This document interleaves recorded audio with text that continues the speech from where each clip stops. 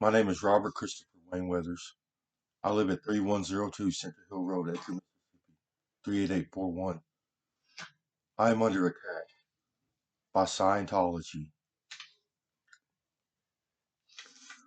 From what I have experienced and observed, there's more space in the universe than humans can see. There are 11 dimensions. These dimensions reside within the particle itself.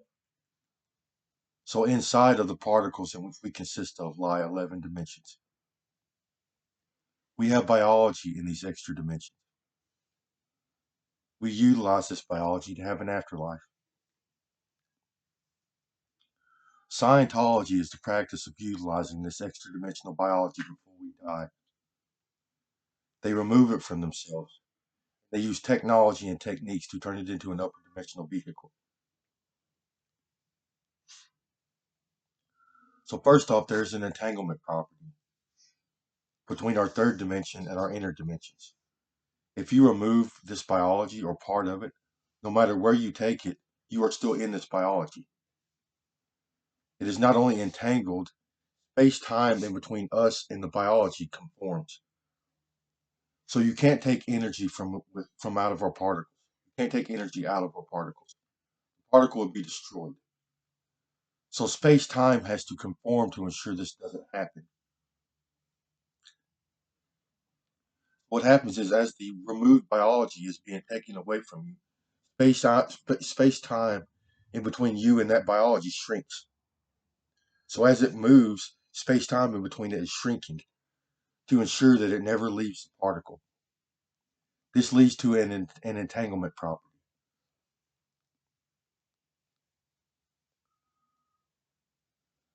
And this also allows for the fact that you can modify this removed biology and it has an effect on your third dimension. So you can take this body part far away from you and you can stick something in it and you will feel it down here. It will actually come through your biology down here because space-time is essentially removed or warped in between you and the stolen biology or the lost biology. So our extra dimensional biology, it presents itself in layers. As it grows out of us into the next three dimensions, it creates a biology. And then as it grows into the next three dimensions, it creates a layer on top of that biology. And it does so with the next three and the next three and so on and so forth. So Scientologists like to remove this upper dimensional biology from themselves. And then they like to remove the layers from it. So they wind up with three or four biologies in the upper dimensions in which they can utilize, turn into an upper dimensional vehicle. So these biologies can't function properly in this state. They need organs and tissues from other humans and other species to use as transplants in an attempt to make themselves whole and function properly again. So they try to turn each one of these biologies are only three dimensions. So they try to turn each one of these three-dimensional biologies into a whole 11-dimensional fully functioning biology using transplants from humans and other species. So they use organs and tissues from other humans, from animals like reptiles, insects, and worms. They make a few types of alien forms, and then they make lizard people, and then they make insectoids or bug people, and then they make worm people. They use worm body parts. And these biologies still can't function properly in this state. They lose their connection to our third dimension, which is where we produce biochemical electricity.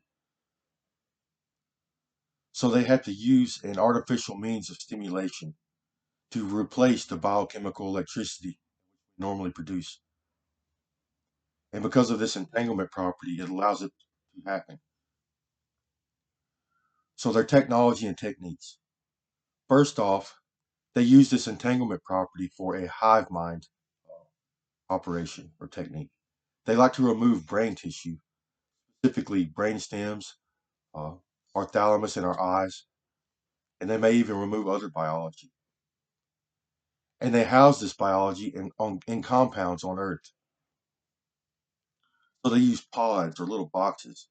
They will install your biology into this little pod, and then install this pod into a storage system, which is interfaced to a computer system. And they use electrodes and wires and sensors and things to interface your biology to this computer system. From there, they can communicate with each other. They can interact with each other in a digital landscape. And they also utilize uh, this operation as a command center so they can control their upper dimensional biologies, so they can drive the rest of their biologies. So they also use technology on the origin biology. So the biology that is left on the origin subject.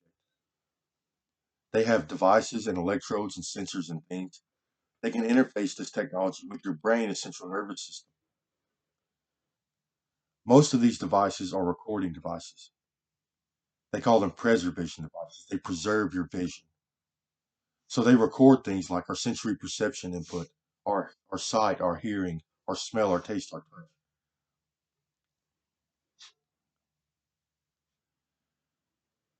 And then they also have a screen. So they have a screen, a TV screen. They interface with your visual cortex and your thalamus, and you can stimulate this screen and replace as a replacement for uh, own brain tissue, and they can also stimulate it for you. So it acts as kind of uh, uh, a visual phone. They also have auditory phones, so they can stimulate your hearing. And this technology can also stimulate other parts of your biology, especially brain and central nervous system tissue. They can stimulate the emotional center of your brain. They can make you cry or angry, sad, joy, feel joy. And this technology also artificially elevates neurochemistry. So they run energy through their neurons. This elevates neurochemicals like dopamine, norepinephrine, and serotonin. It has an extremely narcotic-like effect upon the user. Yes, and it produces an endorphin response within our nervous system. And they can also have sexual relations using this technology.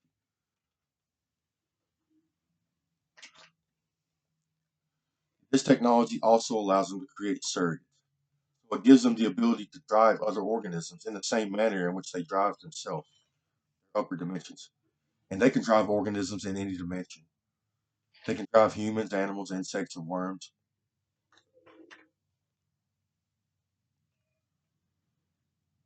So this technology has led to some criminal activities, surrogate making process. I guess I'll explain that in a moment. Uh, the Scientology community has become a criminal enterprise. They are trying to take over our societies. Anybody with influence, power, or authority, they get forced to assimilate. So they either force you to practice Scientology, or they force you to assimilate into this hive mind, or and if that don't work, they turn you into a surrogate. And if they can't do that, they will literally sabotage people. They hurt people and kill people and take what they want. It's they're trying to control uh, people's behavior and influence and their authority.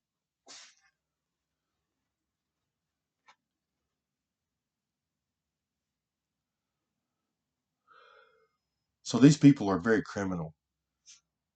They are taking body parts from the public in mass. So if you're on social media or have a cell phone or even have a TV in your living room, they like to remove biology from these people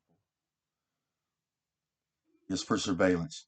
So they can invade your privacy and read your thoughts and then try to sell you things or show you ads is to increase consumerism and profits. Yes, and this technology is controlling the algorithms people see on social media and internet ads and even the commercials you see on television.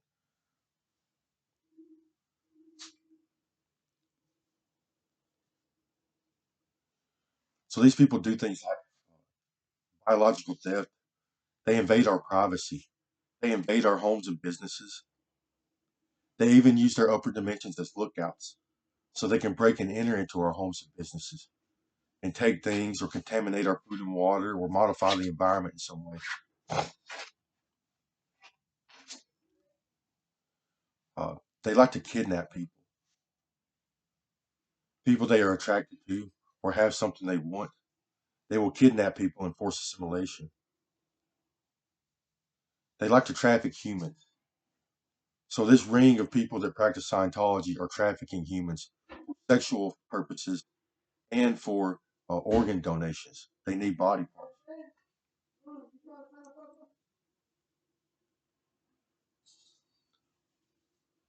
Uh, Torture, rape, and murder is rampant among these people. Yes, they're twacked out of their heads. Their digital devices is giving them narcotic-like effect. Plus, they are conditioned to do body parts. So it usually turns into torture, rape, and murder. And then there's the biological weapons that they use. So they have uh, produced or created.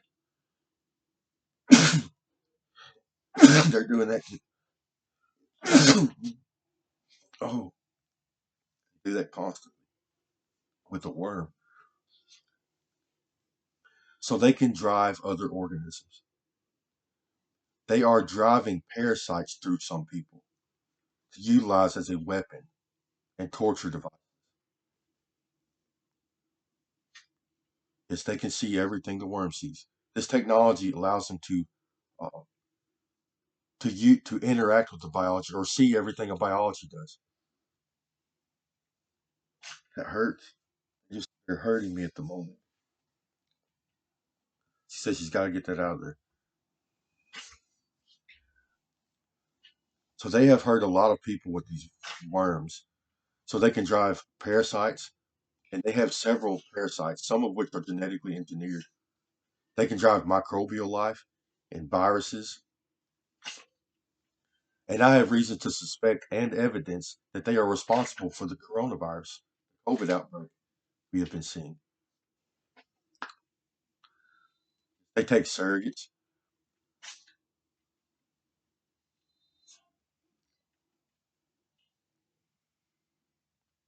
They make surrogates out of the population.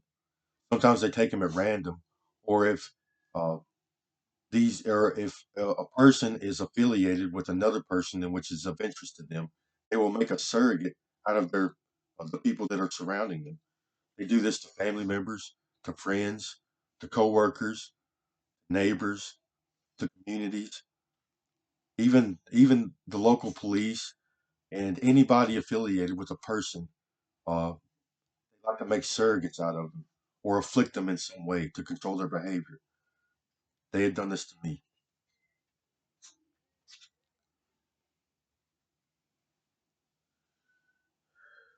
So this started for me when I joined social media. So when I made my Facebook account, I was very political. I was a political activist. I participated in politics. So there was a large group of people that did this, and I had a large following. We discussed elected officials, lawmaking and policy, environmental issues. We participated in these issues. So we persuaded elections and lawmaking and policy. And I'm also an author. I write literature. I write a lot. I inspired a lot of people. I helped a lot of people write their own literature. And then the Scientology community forced me to assimilate. Either they already had a biology or they already had technology installed in me, or that's when it started. Uh, but I started hearing voices, not in my head. I did a couple times. But when this starts out and you don't have any knowledge of the afterlife, or the extra dimensions, you don't really you take it as a hallucination or you heard something somewhere. It's a trick of your mind, but it wasn't. I was hearing voices, and then voices started coming out of my radio. People in the world started communicating with me in a strange way. It's like they were seeing into my privacy or invading my privacy. They could see into my environment.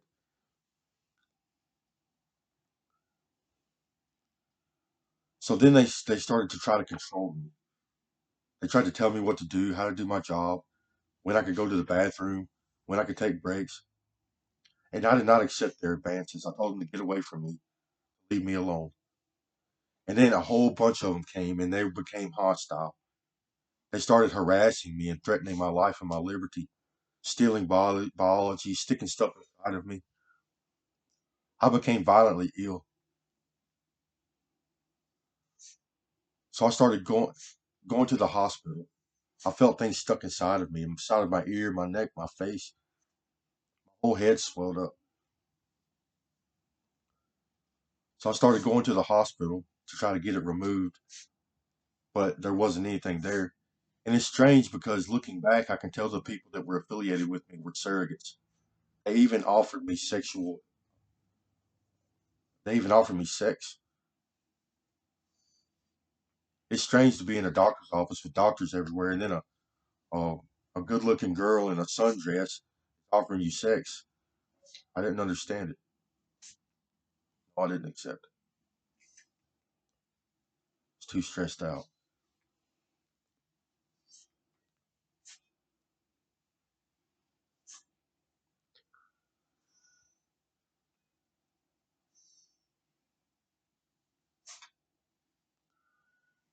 And then it became very apparent that the world was invading my privacy. As time went on, this became more and more apparent. The communication of the world became more hostile. They harassed me constantly. They threatened my life and my liberty.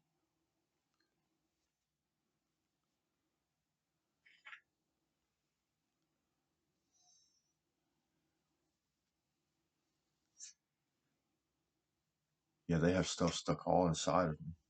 Torture devices. Yes, instead of taking it out, they lock it out of space time.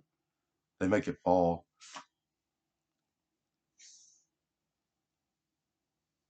So that's the only thing Obama can do. He's not up there. Legal.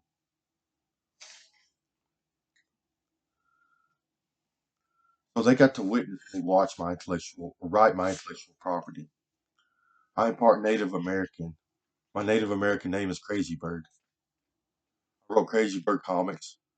I wrote the Environment Creation Agency. I wrote Divine Currency or Buffalo Dollars. I wrote Alien Bob, Bug Bob, and several others. Oh, y'all did not help me in any way. They're trying to say that they're somehow responsible for my intellectual property, and they are not. I've been writing since I was a kid.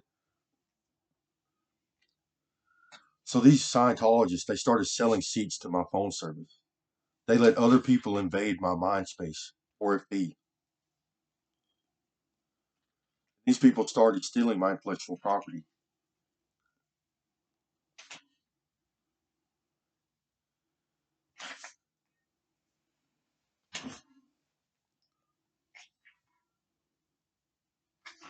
I have severe brain damage.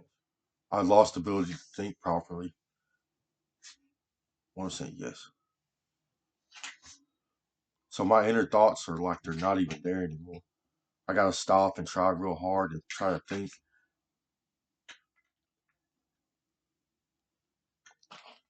So this intellectual property theft, it led into biological theft. So they wanted the ability to produce intellectual content like I can. They wanted my intellect, psychology, my intelligence. They wanted the ability to use this for themselves. So it turned into biological theft. They literally started removing my extra dimensional brain tissue used as a transplant for somebody else. And then they started taking the whole thing. They got to experience the way I feel, my demeanor, and my psychology. I feel good to them. They think I feel, uh, to Scientologists, we're flavors. They can feel what we feel. And then this biological theft, it turned into torture, turned into a torture and rape event. Scientologists always have. And now it's a snuff film. I am very sick.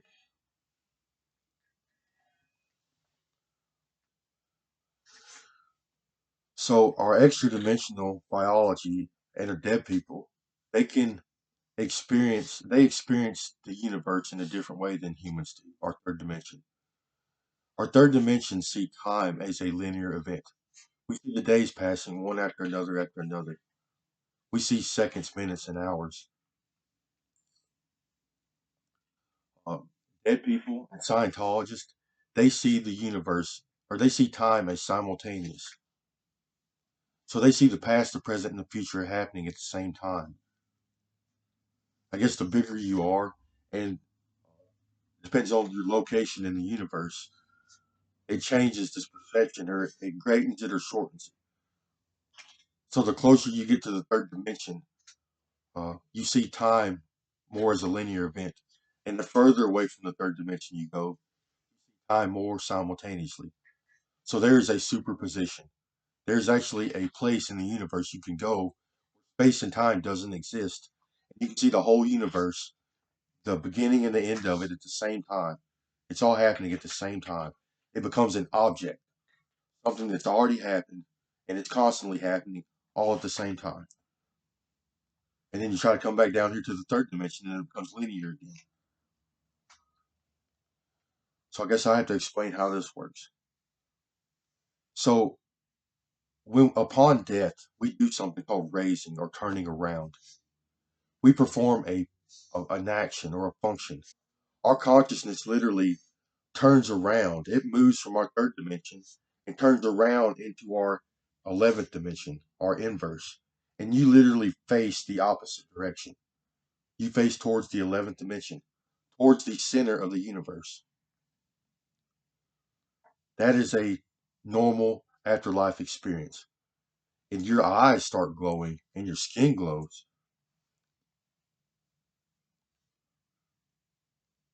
Yes, and then you leave your biology.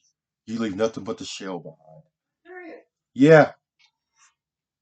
Found a wheat penny. Looks like a 1929. Did you? Yeah, 1949.